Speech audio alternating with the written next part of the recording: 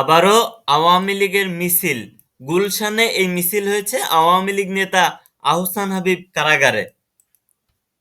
ঢাকার গুলশানে আওয়ামী লীগের বারবার এই মিছিল হচ্ছে। গুলশান থানার করা সন্ত্রাস বিরোধী আইনের মামলায় আওয়ামী লীগের কেন্দ্রীয় উপকমিটির সহ সম্পাদক আহসান হাবীব ভূঁইয়াকে কারাগারে পাঠানো হয়েছে। শনিবার ঢাকার মহানগর হাকিম ইসরাত জেনিফার জেরিন এ আদেশ দেন।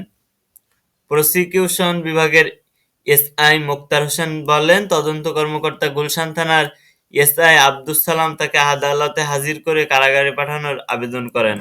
আসামির আইনজীবী জামিন আবেদন করে রোববার শুনানির প্রার্থনা করেন। এরপর আসামিকে কারাগারে পাঠিয়ে রোববার জামিন শুনানির আদেশ দেন বিচারক।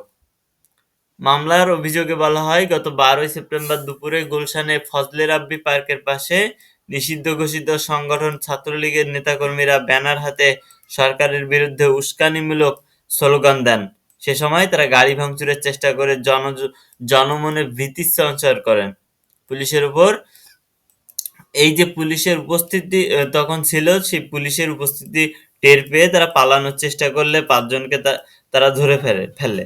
তাদের মোবাইল ফোন জব্দ করা হয়। তাদের মেসেঞ্জার, হোয়াটসঅ্যাপ, টেলিগ্রাম গ্রুপে আসামিরা রাষ্ট্রকে অস্থিতিশীল ও রাষ্ট্রকে অবকাঠামোগতভাবে ধ্বংস করতে প্রচারণা চালাচ্ছে বলে পুলিশ দেখতে পেয়েছে। মিছিলের ঘটনায় গত 13 সেপ্টেম্বর গুলশান থানার এসআই মাহবুব হোসেন মামলা করেন। এ মামলার পরে গ্রেপ্তার করা হয় আহসান হাবীবকে।